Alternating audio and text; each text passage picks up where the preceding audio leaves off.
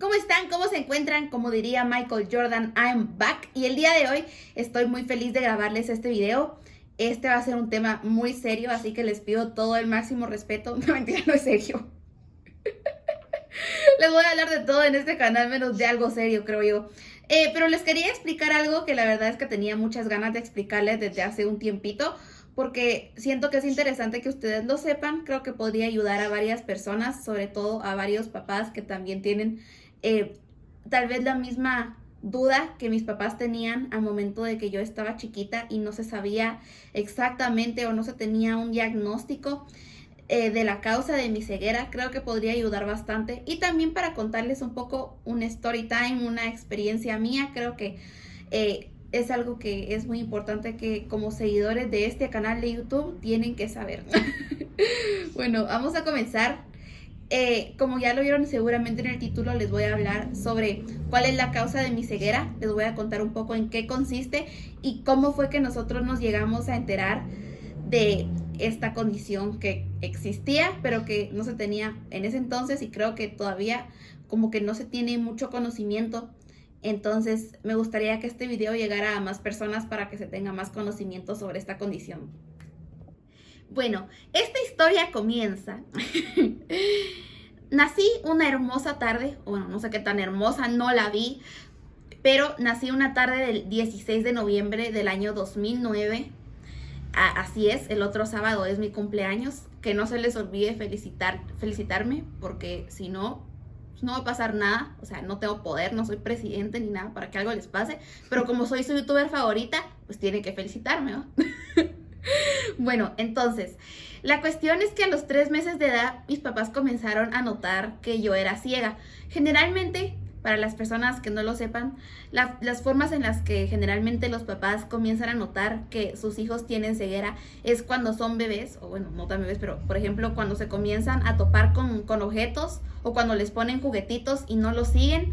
O en el caso de mis papás, me acuerdo, bueno, no me acuerdo, me han contado, pero ellos me ponían a seguir una lamparita, me ponían una linterna, una lamparita, y me la iban moviendo y yo tenía que seguirla y no la seguía. Entonces esas son señales de que yo no veo, de que yo tengo ceguera, sinónimos. Entonces, pues comenzamos a consultar, mis papás comenzaron a consultar oftalmólogos. ¿Cuántos oftalmólogos creen que consultamos? No fueron 2, no fueron 5, no fueron 10, fueron 18 diferentes oftalmólogos, entre privados y de una institución llamada Rodolfo Robles, que está aquí en Guatemala.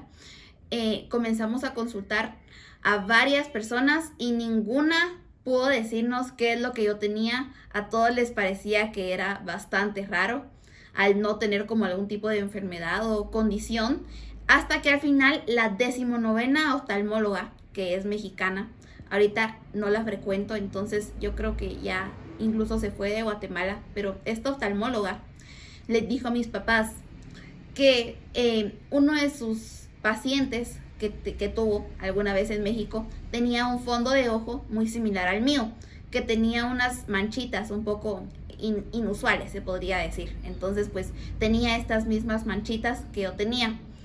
Entonces nos dijo que consultáramos con un genetista, porque podía ser amaurosis congénita de Leber, que es una condición de origen genético. Entonces así fue como lo hicimos. Esa es la condición que yo tengo, amaurosis congénita de Leber. Es de origen genético y ahorita les voy a contar el resto. Entonces así fue como hicimos. Consultamos con un genetista. Ahora bien, aquí en Guatemala es un país un poquito subdesarrollado. Un poquito bastante. Aquí no tenemos como genetistas especializados. Para comenzar, no tenemos muchos. Y segundo, no tenemos genetistas especializados en un área específica, se podría decir. En este caso, por ejemplo, no tenemos genetistas especializados en condiciones oculares de origen genético. Entonces, pues consultamos con un genetista general y estábamos en las mismas. No sabía qué es lo que tenía. Me vio, me examinó y no se tenía un diagnóstico todavía. Entonces decidimos consultar con una clínica una clínica aquí en Guatemala, y decidimos hacernos unos laboratorios, tanto mis papás como yo. Bueno, ellos decidieron, yo todavía tenía meses. Entonces nos hicimos estos laboratorios y mandamos estos laboratorios a un laboratorio en Iowa, Estados Unidos. Entonces, en ese laboratorio en Iowa iban a examinar estos exámenes para como desglosar un poquito qué es lo que yo tenía. Que ya más o menos se tenía como una idea de que podía ser amaurosis congénita de Leber, pero no estábamos del todo seguros. A todo esto, en una fiesta conocimos a una doctora puertorriqueña. La verdad es que voy a hablar de las maravillosas personas que me ayudaron en Puerto Rico. La verdad es que les tengo muchísimo cariño. Son súper especiales para mí. Son personas de verdad maravillosas. Entonces, pues tuvimos la grandiosa oportunidad de irnos a Puerto Rico. Y con ayuda del maravilloso doctor Natalio Izquierdo, me vio y ni siquiera me tuvo que examinar. Ni siquiera tuvimos que recurrir a hacer exámenes, laboratorios, ni nada. Solo me vio y nos dio la conclusión de que tenía amaurosis congénita de Leber. Solo de verme. Maravilloso, en serio. Solo de verme, entonces nos dijo que yo tenía esta condición. Y cuando regresamos aquí a Guatemala, llegaron los resultados de Iowa y en efecto, lo que tenía era amaurosis congénita de Leber. Y ahorita les voy a explicar un poco a qué se debe esta condición. Bueno, entonces les voy a explicar un poquito sobre, en este caso, a qué se debe esta condición. Cuando llegaron los resultados, estos resultados se tardan bastantes, bueno, se tardaban en ese entonces, que fue en el año 2011 específicamente, pero ahora no sé qué tanto se tarden, no tengo conocimiento, pero en ese tiempo se tardaban entre 6 y 8 meses. Entonces, se tardaban muchísimo debido a que había que examinar demasiados genes. Esta condición puede afectar o no afectar, pero puede ser derivada de varios genes. Hay varias posibilidades de gen que puedan de los cuales se pueda derivar esta condición, amaurosis congénita de Leber. En el caso, el código genético que derivaba mi condición es el código MNNAT1. Hay varios, como les digo, hay muchísimas diferentes variantes y ahorita les voy a explicar qué es más que nada MNNAT1. MNNAT1 es un código genético, como ya lo mencioné.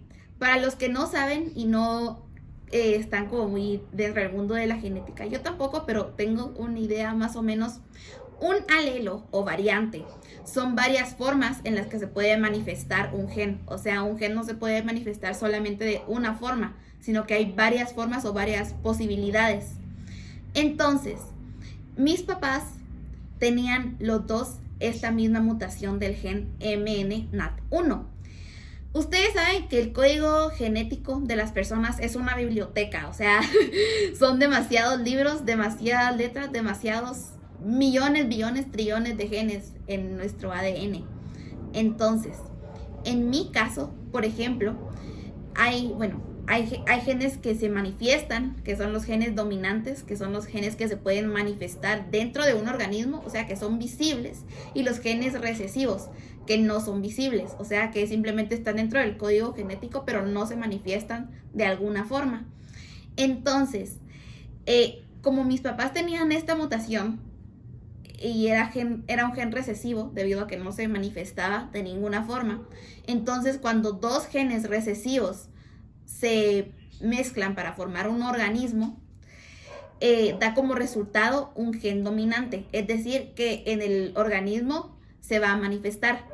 Entonces, esta combinación de la misma mutación del gen MNNAT1 es lo que causa que yo sea ciega.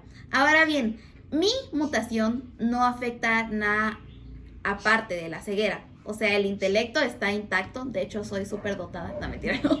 Pero el intelecto no se ve afectado ni se ve afectada como otra área, otro aspecto. Sin embargo, siempre es recomendable como ir haciendo chequeos cada cierta cantidad de meses o cada año, se podría decir. Solo como para revisar que tal vez como no haya como otra cosa que se vea afectada por eso. Lo más probable y lo más posible incluso, hay un 98% de probabilidad de que no. pero igual siempre como que hay que mantener haciendo estos controles como para garantizar una buena salud y ninguna otra condición que se pueda derivar también de esta condición genética. Entonces, así como existe MNAT1, también existen otros códigos genéticos de los cuales se pueda derivar la amaurosis congénita de Leber. La verdad es que hay varios códigos genéticos, es un poco difícil memorizarlos, pero cada uno te va a afectar de diferente manera, se podría decir. Por ejemplo, hagamos de cuenta que lo comparemos con una gripe, por ejemplo. Si yo tengo una gripe y todos tenemos como una gripe, entonces podríamos decir que al tener como un diferente tipo de código genético que la genere, nos va a afectar de diferente manera. Te va a afectar de diferente manera a ti y me va a afectar de diferente manera a mí. Por ponerles un ejemplo así, como se podría decir, básico, porque y impráctico, porque una gripe no se genera de un código genético, obviamente, pero es como por ponerles un ejemplo. Porque, por ejemplo, hay algunas personas que tienen algún código genético diferente y, por ejemplo, vayan perdiendo la vista como conforme el tiempo. O sea, que como que nazcan con un poquito de visión y después la vayan perdiendo se pueden tardar meses o incluso años. Pero siempre es bueno, igual, de todos modos, en el caso de estas mutaciones, que desde pequeños se acostumbren al braille, a los lectores de pantalla y a esas cosas, porque pues así no va a ser tan difícil la transición. Entonces, sí, hay bastantes códigos genéticos, este no es el único. Entonces, una recomendación: si tal vez ustedes son papás y notan que su niño se está tropezando con cosas o que no sigue bien los objetos, deberían de recurrir para comenzar a un oftalmólogo. Y luego también, en caso de que pues también se llegue a la conclusión de que su hijo tiene ceguera y no se tenga un diagnóstico en específico, es muy importante que también sepan que existen condiciones como la mía que pueden ser genéticas y que también no necesariamente genética signifique herencia, o que si mi abuela fue ciega, entonces yo también voy a ser ciega, o que si mi tío o mi tía. No se trata de cuestiones familiares, tal vez en algunas ocasiones sí. Por ejemplo, digamos que alguno de mis familiares hubiera sido ciego, hubiera tenido cierta cantidad de probabilidad yo de ser ciega, o si mis papás hubieran tenido la misma condición que yo hubiera tenido el 100% de probabilidad de ser ciega porque mis papás lo fueron también. Eso también lo pueden ver. Eso de la probabilidad es muy interesante. Los cuadros de Punnett y la probabilidad es súper interesante el tema. Súper difícil, pero súper interesante. Entonces, puede ser también hereditario, pero puede ser como yo, que al tener un gen recesivo, mis dos progenitores, entonces yo, que soy como el organismo resultado, se podría decir, manifieste este gen de manera dominante. O sea, no necesariamente condición genética va a significar condición hereditaria. Entonces también es muy importante que tengan esto en cuenta. Siempre no olviden cuidar de su salud visual, recurrir a oftalmólogos. Realmente nosotras las personas ciegas también tenemos que no podamos, y que yo no lo haya hecho en 10,000 años ya es otra cosa, pero de que tenemos que, es muy importante, porque también, aunque no veamos, nuestro ojo sigue funcionando. Entonces también es muy importante cuidar nuestros ojos en caso de que ustedes vean, cuidar de su salud visual, y siempre estar muy pendientes de eso para evitar mayores problemas o conflictos o complicaciones.